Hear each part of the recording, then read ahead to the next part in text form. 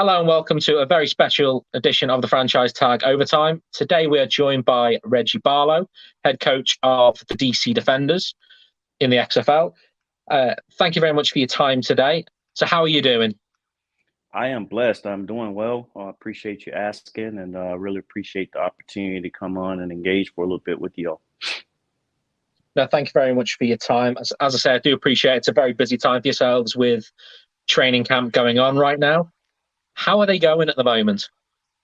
Yeah, training is going pretty good. We have been really excited about getting a chance to get this group of guys that we have on our team. Feel like we had a really good draft led by Von Hutchins, and we're here, obviously in Arlington, Texas. All of our guys are here. They've been lifting and running and training, and we'll kick off with our first on the field football specific practice on tomorrow. No, and it's truly an exciting time, I think, for the league as a whole. What do you think the XFL opportunity the XFL has in the upcoming season and moving forward? Well, the XFL is a league of opportunities, and we're just so blessed that we got great leadership, great owners that have put this group of people together as coaches. They've run it first class up until the very end. Like we're still doing really good things. So it gives these young men an opportunity who have the desire to want to play in the NFL to get a little extra coaching, to get a little more experience, to get film. Many of these guys have been on NFL rosters or in minicamp, training camp with the NFL team. So this gives them a little bit more opportunity to show their stuff. And we're excited about that. No, and say Abraham Smith is an example of a player that you've got with yourselves there. And he was saying that one thing that players sometimes can struggle with fresh out of college is the lack of real-time professional game film that some of these teams are looking for. So this is an excellent opportunity for players to demonstrate their skills against players that played in the NFL, players that have been on practice squads, as you mentioned. How did the opportunity come about for yourself to get involved in the XFL? Yeah, Abraham Smith is a really cool example of a young man that has the ability to play in the NFL and just need an opportunity to get film against pro guys. I mean, he had an outstanding college career. He's had a lot of interest from the NFL teams, and we're excited to help him be able to achieve his dreams. But for me, I played in the NFL for 8 years, made a lot of relationships while playing in the NFL. Many of the executives that are part of this league knew of me as a former player, and then, of course, knew of me as a longtime college coach. And Scott Pioli, a guy that does a lot of work for minorities, and minorities getting opportunities to get on a pro level and coach. Kind of a combination of all of that. Had an opportunity to have some sit downs with Mark Ross, some of the other executives of the league, and Miss Danny Garcia, and was able to say and show enough that we were worthy of it. Like we said, this league is a league of opportunities, and it's giving a guy like myself an opportunity to be on this stage with a lot of really good coaches. The coach they have brought in, they have seemed to have brought in a range of, say, a lot of players who've got NFL history behind them. We've not long recently had Rod Woodson on, who you'll be going up against over the next potentially few years as a opposition head coach. So is there any coach from your either playing days or from your other time working in the college that you feel you've learned from that has it helped you as a coach? Yeah, I appreciate that question, Gareth. I tell you, they've done a good job of the coaches that they've hired to be over these teams. You mentioned Rod Woodson, who's a Hall of Famer, but my coaching pedigree and my style of coaching comes from my college coach, who was Houston Markham, who really taught me about hard work and grit and not getting tired and staying in the fight. And then, of course, my professional coach, Jacksonville Jaguars, was Tom Coughlin. Learned so much from that man. Yeah, he's a legend and got a lot of Super Bowls. But just learned a lot about discipline and attention to detail and holding people accountable and being the same with everybody. And just a really good coach, good communicator. And then of course, John Gruden was my coach in Tampa, and we've taken some of the things that we've learned from him, from structure, organization, genuine enthusiasm, and your presentations and all that stuff, and kind of made it into who we are as a coach. But still learning. We got some great coaches on our staff here. Greg Williams was a longtime NFL coach, head coach, defensive coordinator. We got Fred Keiss and Shannon Harris and Jamie Sharper. So we still got a lot of good coaches and that I can still learn from. So just excited and blessed and humble to have this opportunity. No, and as you say, there's some incredible names that you mentioned there, particularly obviously Tom Coughlin, who is in Jacksonville, is obviously very much revered, and so he is definitely in New York as well. He's quite popular over there. So when it comes to the opportunity for the XFL, when it was announced, was it an opportunity that you wanted to get involved in straight away, or was it a conversation that took a bit of just a few conversations to understand what it was going to be involved? Right. Well, many decisions that are made by me or people that I rely on to help me make a decision. The XFL, it was the leadership that made it really attractive, right? The leadership, the owners of the league were all people who have done it at a high level and have achieved and had a lot of success at a high level. So that was the first attractive part of it.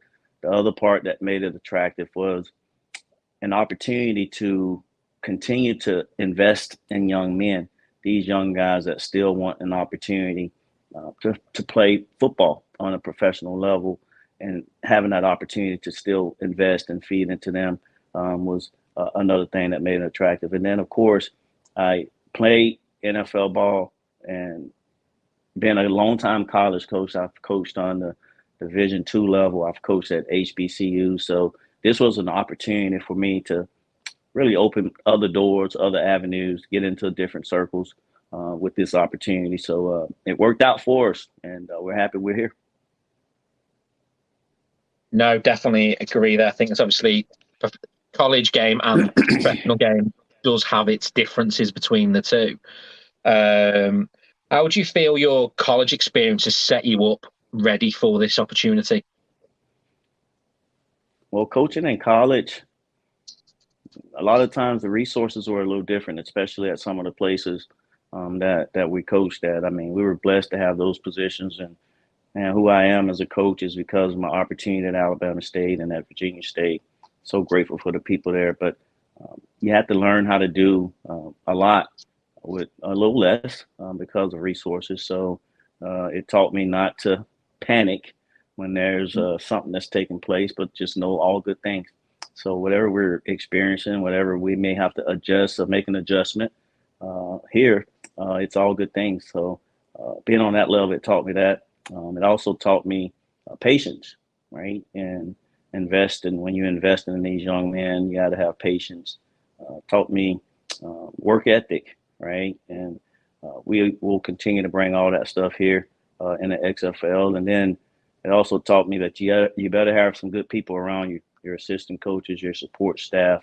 And we have that here with our team, with the XFL, with the DC Defenders. So all of those things, having good people around you, being able to go out and get good players, and then obviously facilitate and give them the things that they need to be successful. No, very much. Thank you very much for that. The XFL draft itself was an interesting time because not many leagues get the opportunity to select a whole roster of players in one go. How did you find that whole process, and what was it about the players that you at DC that was the reason that they became defenders? Yeah, as you mentioned, rarely do you get an opportunity to build from scratch, from the ground. Typically, you get a job, players are in place, and you bring them on. But this process was really cool. I thought the league did a good job of organizing how we would do the draft, supplemental draft, drafting the quarterbacks first. Then, of course, drafting NFL Academy guys. So I thought it was a good process. Our director of player personnel, Von Hutchins, and our coaching staff and support staff, they did an amazing job of casting our net around the country and learning just about every football player that came to our showcases or to our combines, which was over 3,000 guys. Did a good job of casting our net, building our draft board of who we like, who we wanted. And then, of course, when it came time for draft day, we had those names. We had them on the board. We had, if that guy get taken, then who was the next person that we would go to. So just a lot of hours went into building our board. And I tell our guys all the time to not take this opportunity for granted, because each one of them was strategically picked to be a part of this team in this league. So it was a cool process. No, very much. And it was interesting because, to be honest, I was watching as it was updating the draft, because I was looking to see who was going where, because there's a few players that I'd been speaking to prior to, as like just wishing them good luck, just from players that I've watched in their college games and stuff like that. So it was interesting to see where players were going. And picking number one in the skills position is obviously quite a big responsibility, because you are in effect selecting the first player that for the league. What was it about Abram Smith that was exactly what DC wanted? Well, obviously, opportunity to take the first player first was a blessing in itself, to have the first pick in the draft for that. But we wanted somebody that brought toughness, great mindset. This guy, Abram, had an outstanding college career, 1,800 some yards, lots of touchdowns, had great production, could run inside, could run for speed outside, great balance, catch the ball out of the backfield, can protect and don't mind protecting the quarterback. So he was the full package. And then we wanted somebody that we dictate when he gets the ball. You take a receiver, the defense can dictate whether they get the ball or not. You got to throw it, you got to catch it and all that stuff. But with a running back, man, you got to be able to run the ball to have an opportunity to win championships. Majority of the teams that you see win championships, they are able to run the ball. So we thought that getting him, he was the best back we thought that was in the draft, and we took him, and certainly happy to have him.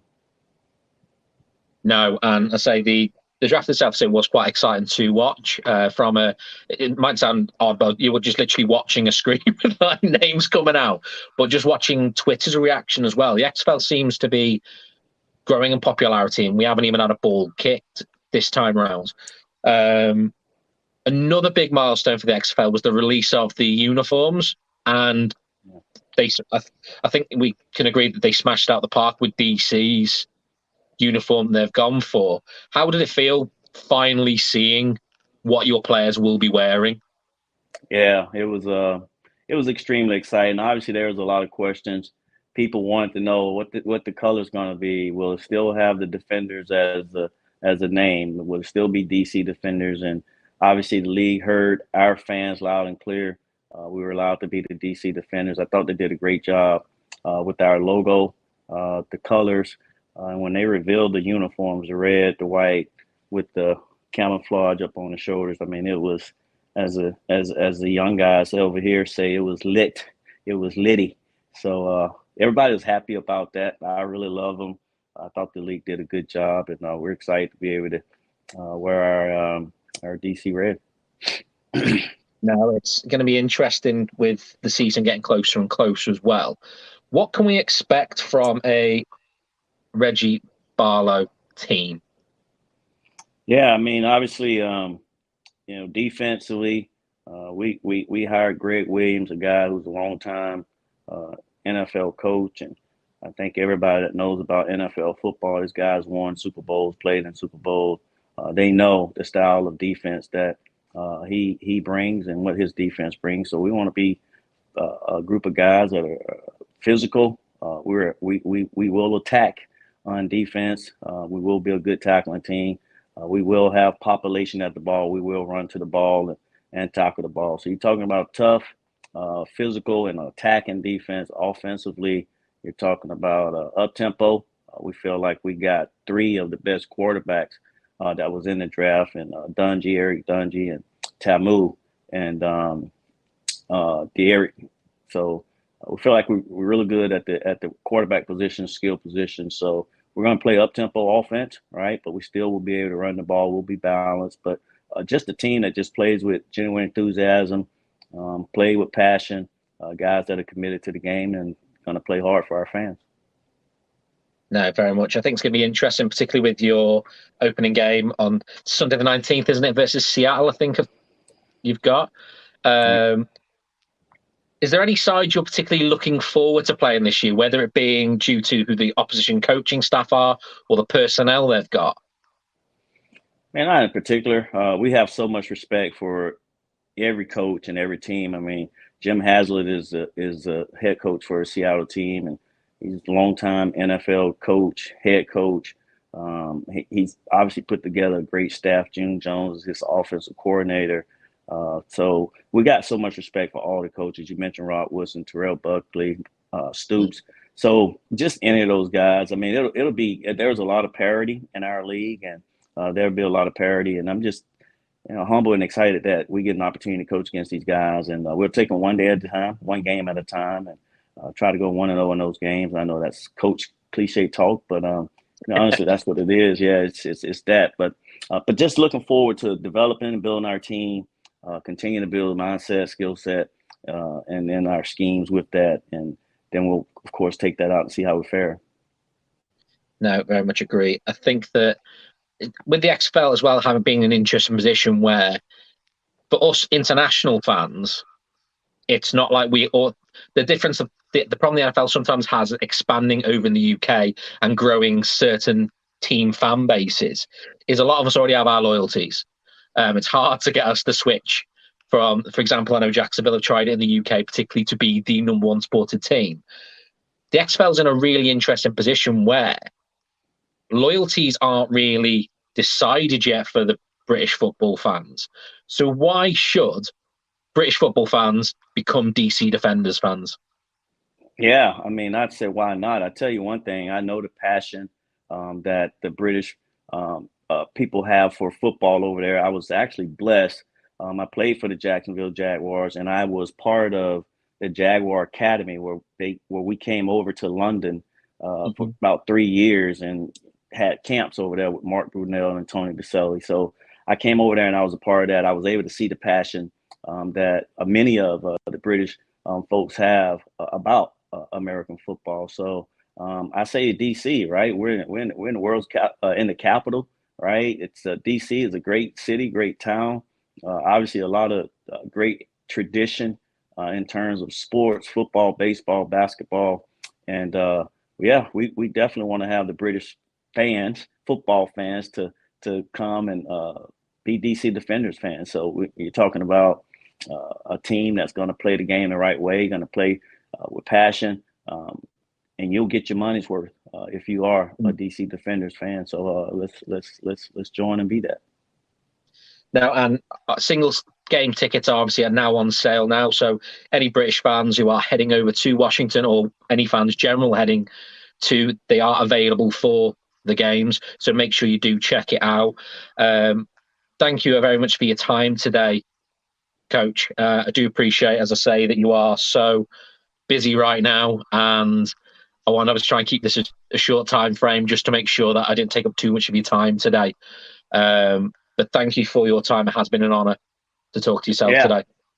Oh, yeah, I really appreciate it. Obviously, we want to be able to expand our game over in London. The British people, obviously great sports fans. We've observed and seen how you support your teams over there. So definitely want to expand our league over to London, and we look forward to engaging and continuing to build our relationship. No, thank you very much for your time, and would love to get you back on as the season goes on, and talk more about, particularly when you're winning every game and looking as the favourites. Right. Yeah, that's right. That's right. Yeah. I like the way you're talking. Let's keep that going. Yeah, exactly. As we're winning every game. Yeah, we'll definitely come back on, man. Like I said, I appreciate you having us on, and we look forward to it. Cheers, no, thank you very much. And thank you very much for listening as well. I'm Gareth Smith, and we'll speak to you all very soon with another special episode. Thank you. Right on.